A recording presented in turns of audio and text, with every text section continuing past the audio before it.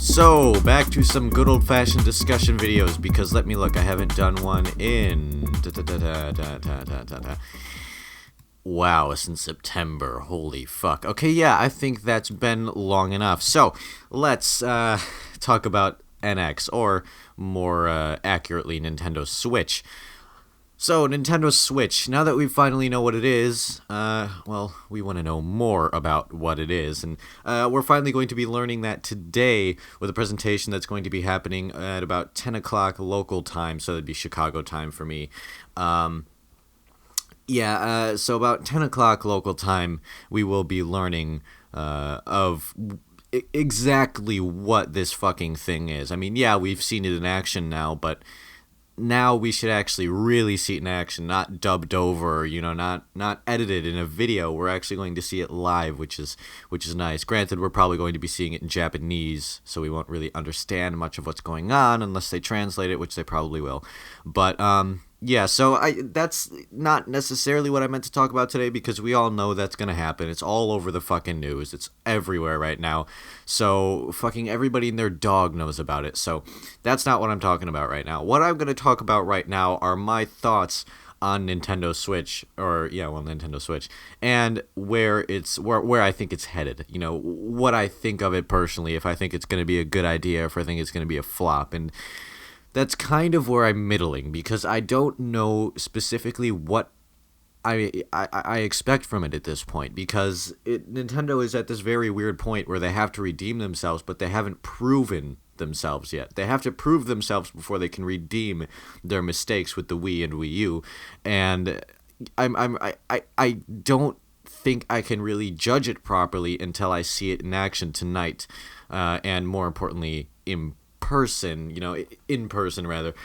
So I really think that if they nail this, then they've got a winner on their hands, obviously, because it's all modular and all that fun shit, but if it gets the support that it needs, and I know I've said this a billion times, if it gets the support it needs, then it'll be fucking fine. It might not beat, the other consoles. Actually, it won't, because it's coming out far too late in the generation, but it's not going to beat the other consoles in this generation.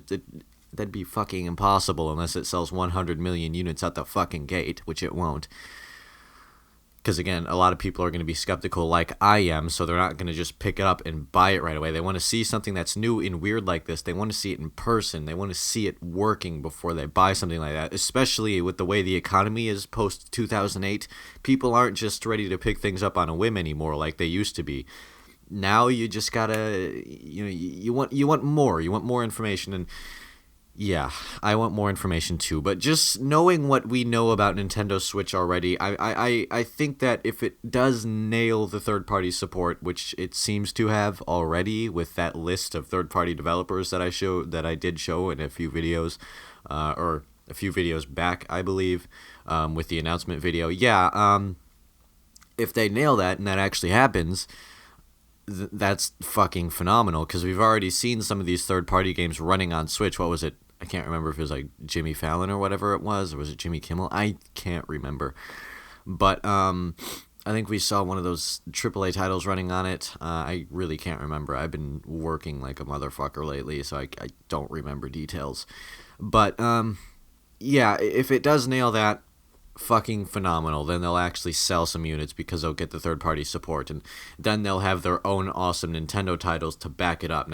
Now this sort of goes into the whole what's inside the fucking thing argument, and we all know, just look at it. We can all kind of understand at this point that it is not going to be a super powerful console, and the thing with Nintendo is that it doesn't necessarily have to be, I guess, for their own purposes, but that's, again, where it goes back to third party, where the third party developers need good hardware to make good games for a console so that they can release it on that console and make money. So, yeah, we don't know if they're packing a fucking Titan X in this thing or something, and they're just not, they have managed to, pack some pretty fucking GPU heavy shit into smaller form factors. Look at some of these small PCs that people are building. not necessarily people, but vendors, like Asus and shit. They're building these tiny form factor things, but Nintendo Switch is a bit too small for that, I think. But yeah, I don't think they're going to be fitting a Titan X in a little fucking handheld tablet thing. But yeah, I mean, we don't know yet, so I can't really judge if I don't know. But just looking at it, it doesn't look like it's going to be the most powerful thing in the world. And from Nintendo, I don't necessarily expect that because besides one generation, which was the Super Nintendo, and that was just a happy accident, as to why they were the most powerful console of the generation. That was just sort of a happy accident. Yeah, Nintendo has never really had the most powerful console because that's just not their business model to build, the juggernaut fucking thing that they spend way too much money on to produce and take a loss on when they sell it. So, we'll see how that works out for them. I mean, we still they could have super powerful hardware in there with world class engineers saying, yeah, we can do this, but I'm still a little bit skeptical about that. But as long as it runs the AAA titles, I'm fucking fine. Because I'm not really a graphics whore. As long as the gaming experience is good, it's fine for me. And yeah, I do like a game. Don't get me wrong. When I see a game that's like, fuck, it looks incredible on my PC, and then I, go play it on console, I do notice it, but it doesn't degrade the game for me. It doesn't make me not want to play the game. I know some people are like that, but I'm not, so... And most people that are probably going to buy a console don't give a shit about that. They just want to plug it into their TV and enjoy it. And they haven't seen what PC graphics are actually like, so they don't know how we've been spoiled as PC gamers. But yeah, we'll see. We will see what happens with hardware as far as NX is concerned, and if they do put that Tegra 2, Tegra 3, Tegra 47 in it, that's pretty much up to par with Xbox One. Okay, good. Because that's decent enough for me, because I have an Xbox One. I enjoy my Xbox One quite a fucking bit. So, if it's up to par with that, fucking fine. Great. That'll do you just fine. So, yeah, I'd take it'd probably be an APU as opposed to, like, a single GPU and a single, CPU. So it'll probably be, like, a condensed APU unit in there that powers both graphics and... Because, yeah, it is very small form factor. They don't have the real estate to be putting, a bunch of fucking chips in there.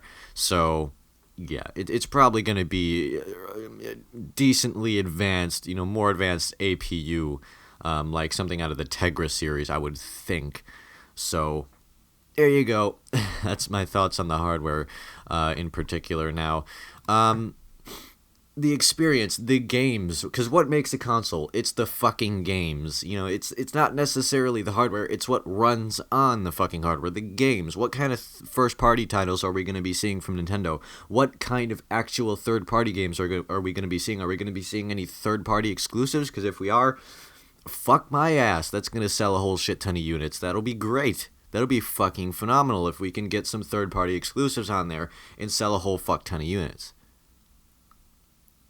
That'd be great, because, that'd be fucking wonderful, and we'd probably be selling them at work, which means I would be able to get one at work right away, and, I've been saving up money, so, I can probably do that, so, yeah, anyway, that was completely irrelevant, but, yeah, just imagine a whole fuck ton of third-party exclusives coming out on this thing that can only come out on this thing.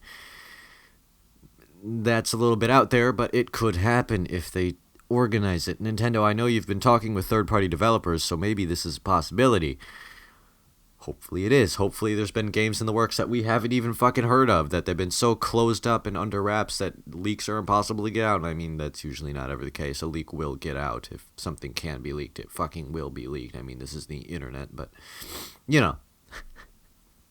maybe there is something, super awesome in the works for this thing that we don't know about, and hell, we might learn about it tonight. We might learn about a whole bunch of new fucking awesome games that are going to sell 1 billion of these things overnight. I know New York, Nintendo of New York, basically, in their brick and mortar store, you can actually go in there and pre-order Nintendo Switch, I think, tonight.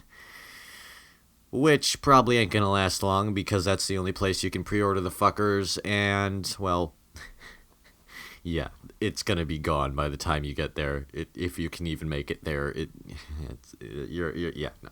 There's probably lines there already of people waiting to get pre-orders for this thing. So yeah, yeah, don't expect one. So yeah, now I actually kind of want to get onto the hardware itself, how it'll actually play.